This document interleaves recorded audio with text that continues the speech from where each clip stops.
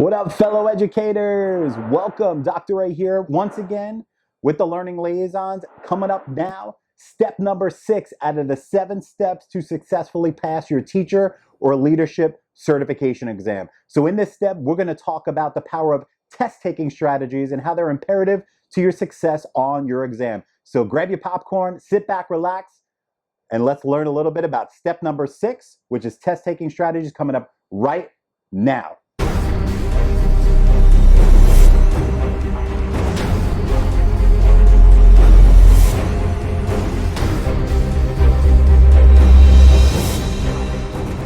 All right, welcome back. Well, let's jump into the deep end with no swimmies. Welcome back. Dr. Ray here once again. And before we continue, make sure you like, subscribe, and comment below what you think about this step, as well as the previous 5 steps that we went through. With that being said, if you did not see steps 1 through 5, make sure you go back and watch those because these run in accordance with each other, with the culmination coming up in the next video, which is step number 7. So let's dive into steps number 6, and we're going to talk about test-taking strategies. Now, you heard me in earlier videos talk about how your exam is a performance. I don't care what certification test you take. Doesn't matter if it's for leadership, for teaching, whatever. You need to understand something very, very, very important. I mentioned before that your exams are a performance. So let's take a step back and think about that for a little bit. I always like to equate this with athletes or musicians or actors and actresses, even educators like yourself in the classroom, or if you're an aspiring teacher, when you get in the classroom. So let's talk about athletes for a second, because that's an easy analogy. Whether you're a sports fan or not, I'm sure everybody's heard of, let's say, LeBron James, right? Do you think that LeBron James just wakes up in the morning, grabs a basketball, goes on the court, and he is just amazing from the get-go? Some of you guys are probably like, well, yeah, I watch basketball, and he's just, he's got the talent. No, it comes with practice. Do you know how many, if we had to guess, how many foul shots, how many three-pointers, how many plays did this guy run over years of his career in high school? And we all know he didn't go to college, he went straight to the pros. So high school to pros, how many times did he practice shooting? How many times did he practice running plays or any strategy to be successful at that sport? That goes for any sport, any actor, actress, musician, even teachers. You have to think of it this way. He has certain strategies that have made him elite. Now, he just doesn't try one thing and then throw it in the garbage. He has worked on the way to shoot the ball. He constantly works on it, works on his mechanics. If he needs tweaks, he probably has coaches, and he changes that, but he always stays the course. When it comes to your teacher or leadership certification exams, you need to have proven, that's the key word, proven test-taking strategies in order to help yourself guarantee success. So what the heck does that mean? Some of you guys might be watching this and going, yeah, I'm in college, or I've been through college. When I have to take a multiple choice test, I'll read the question, I'll look at the answers, I'll kind of cross one off I know is just whacked out. I'll go back and forth, I'll read the question a couple times, I'll look for some keywords, I'll get it down to 2 answers, and then if I'm not really sure, I'll just go with what makes more sense to me. No, absolutely not. Whatever test you're taking, whatever state you reside in the United States, it's all the same. You need to have proven test-taking strategies. When I say proven, this is things that teachers work on that have shown success over the years. At this point in August 2020, when you're watching this video, when we launched this video, here at the Learning Liaisons, we've helped over 7,000 teachers on their journey of certification. That's on a wide array of exams. We started in Florida, and now we're doing Praxis. And we help them with strategies. You need to understand something. We'll get to a little more details here, is that these questions that you use in practice guides and study guides, the questions you see on the Real Deal exam. Let's talk about your Real Deal exam. I don't care if it's Praxis, FTCE, GACE, CBEST, Texas. Doesn't matter where you are in the country, it's all the same. The actual Real Deal exam, teachers, college professors, for the most part, get together in committees and they work on the standards in your state that say are going to be on their exam, and they work together to create content and questions, and they're professional test writers that formulate these questions. It takes these test writers, even people who put out good books. Now, obviously, there are a lot of test prep guides. I've seen them all that really have incorrect answers. Teachers tell us all the time, the explanations make no sense. Their answer keys are wrong, and it's just the way they teach, but that's a whole nother conversation. So you need to realize that good test prep guides or companies and the real deal exam, I'll talk about ETS, Pearson, whatever big testing company you want to insert there. People who professionally write questions, takes them about 10 to 15 minutes to write one question. Now, you might be thinking, what the heck takes so long, right? I make questions for my kids all the time. Now, I'm not knocking you if you make questions and quizzes and stuff for your kids, that's fine. But I'm talking about people who have been trained in the art of assessment. 10 to 15 minutes to make one question. Now, what the heck takes so long? Well, it's not the question itself necessarily. It's the formulation of the answers, because the answers have to be written, and I'm sure as an educator you heard these two words before. They have to be written in a way that are reliable and valid. Now, here at the Learning Liaisons, in our courses, we talk about our proven strategies like no swimming, no fishing, scavenger hunts, destination plan follow with our math director and our math courses. We have a lot of different strategies, proven successful, meaning teachers who consistently and diligently practice them equate to 90+% pass rates on our exams, and those who need a little extra help and they contact us, we work with them to make sure that we've got their back till they pass. But the point of this conversation is you need proven strategies. This is not back in the day when you're in college and you could rip through a test, go back and forth, skip answers, put an answer down, say, I'm gonna come back to it and read. No, you need to know what you're looking at. Get in the mindset of the test writer, right? You don't want to be sitting there as a test taker. You want to get in the mindset of the test writer, and it's not difficult, right? But it does take practice, and it's out of the norm of studying, right? This is what we teach here at the Learning Liaisons, for example, goes against, it's like people look at us when I do my live sessions, like at school districts or universities, I get to see them face to face versus doing things online and like, really? What? Whoa, this is crazy. But then I show them how it works. I was like, oh my God.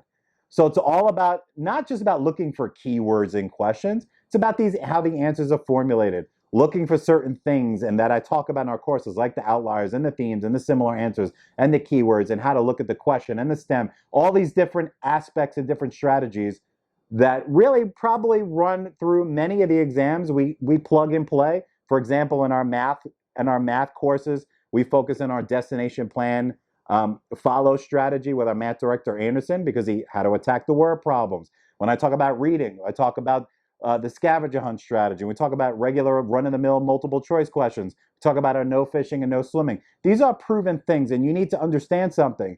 And this is probably going to rub you the wrong way, especially if you failed your exams before. Remember, as I keep talking about all these videos, is that I'm on your side. I've been through this. One of the main reasons why I do what I do here at the Learning Liaisons is to help you, because you deserve better. You don't deserve to pay your testing company in your state over and over again for retakes. But you have to understand that there is no island out in the middle of the Atlantic or the Gulf of Mexico, or if you're on the West Coast out in the Pacific Ocean, there's no island in the middle of nowhere where there's a bunch of teachers and professors sitting around the fire going, let's see how we can screw teachers today and make such difficult questions and make their head pop off. I know some of you guys might think that, but that's a myth, right? There is no island somewhere where they're trying to think about how we can screw teachers. The thing is that you're being tested on skills and concepts that kids in grade level schools, 4th grade through 8th grade, or depending on what exam you're taking, right, that are learning right now, right? But however, the way these questions are written are at a higher level, meaning they're not the way they're going to be phrased for kids or high school kids or even college kids. They're going to be on an adult level with bigger vocabulary, bigger scenarios, things that make you think, but at the breakdown, at the bottom of it all, it's all the same skill. It's how you interpret it. It's how you process the question. This is not a race. This is a marathon, and you have to practice the right strategies so you get quick at them, so you can go out there with the confidence level through the roof and know that, hey, they're not going to trick me. They're not going to confuse me. I know the game. Now I'm going to get in the mindset of the person writing the question, and then a lot of clarity is going to come into play. Now, yes, there are going to be some questions if you have good strategies and practice things like we teach here at the Learning Liaisons, for example. There are going to be some really ridiculously hard questions where you're like, oh my God, I don't know what's going on. But remember, you have to pass these exams. This is not about getting an A. And I talked about that in some of the previous videos. We go into there's some strategies and things that really dive into that concept. I'm going to get into this video, but we talk about it on our video courses on our website. But you need to get in the mindset of the test writer. Now, as I mentioned in earlier videos, like I said, go back to the other steps, start from 1, If you're watching the stop, go start from one and progress through. But you need to understand that when it comes to, I don't care what exam you're taking, it's 80% strategy, 20% mental. I'm going to say that again. I know I said it in earlier steps. 80% mental, 20% content. Now, I don't care if it's a biology exam, social science exam, the GK here for our Florida peeps, Praxis Core, Praxis 2, whatever it is, Texas, I don't care what exam it is. It's all about strategy. Now, I'm not saying that content's not important. Of course, I'd be crazy if I said that. But the majority of it is strategy, meaning that you're able to dissect and get questions right without even really knowing the content if you're trained the right way. That's what makes us elite compared to any other test prep company out there is one, we've got the follow-up and we follow up with you individually depending on what course you sign up. We're here for you to ask questions in the courses in our private Facebook groups, which are free. You can check those out in the description below. But we've got your back, and we're going to teach you how to beat the exam because it's not about getting an A. It's about passing the test and getting on to what is more important, which is teaching your kids. Because like I said earlier in the earlier steps, these exams are nothing but a speed bump, a check mark in a little tiny box to appease the good old state that you're in, to make sure that you check the boxes on all your certification and then you do your coursework or your trainings or whatever to get that almighty certificate, professional certificate at the end of the game. But you don't want to get caught up in the performance aspect and beat yourself up when you fail thinking, oh my God, I got to memorize everything. The state's trying to steal my money. There's that island again in the middle of nowhere where all these people trying to get around a fire, roasted marshmallows thinking, how can we screw teachers today?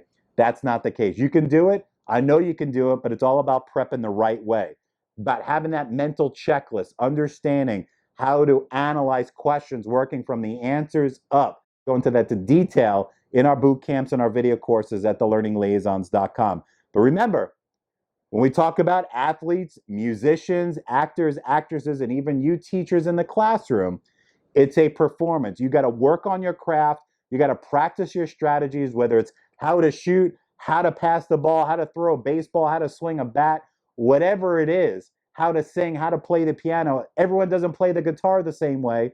They have strategies that make them successful. We've got the strategies. We're here to teach you to make you successful. But once again, as I warned at the beginning of this video, this is not like in college, guys, where you can go out there, read the question a bunch of times, read the answers, whittle one out, whittle it down to two, and pick your favorite answer. You want to go in there with diligence. You want to go in there as the expert test taker and say, not today. I know what you're trying to do to me here, and I see those words. I see how these answer choices are laid out. I see how the question is. I know the key. All this stuff, you're not going to get me, and a lot more clarity is going to come into play when you look at questions. Like I said, all the exams you take, there are easy questions, there are average questions, and there are going to be some real difficult questions, whatever test you got to take. But don't let the hard ones stop you from getting the easy ones out of the way. With this being said, this is step number 6, test-taking strategies on the 7 steps to success on your teacher leadership exam. Go ahead, throw a comment in the box below. Let me know what you think. Let me know what test you're prepping for, and is anything that I can do to put you in the right direction. We are here for you, because here at the Learning Liaisons, it's all about giving you the knowledge, skill, and attitude that you deserve to pass your exam. And always remember, it's when you pass, not if you pass your certification exams. Dr. Ray here, CEO and founder of the Learning Liaison. I'm so happy that you spent the duration of these steps so far. Once again, if you didn't start with step number 1, go back and work your way forward, because you making it to step number 6 is telling me that you're a serious test taker. You don't want to deal with the BS on these exams. You want to knock it out and be over with it. So I will catch you in the culmination of these steps, step number 7, in our next video coming up real soon. Please make sure you like, comment, and subscribe. We're here for you at the Learning Liaisons. We're a community of learners. We're all in this together. We've been in your shoes. We know the frustrations and the confusion, and we're here to clear that up for you. So I'll catch you in the next video, step number 7, which is all about workshops. Talk to you soon.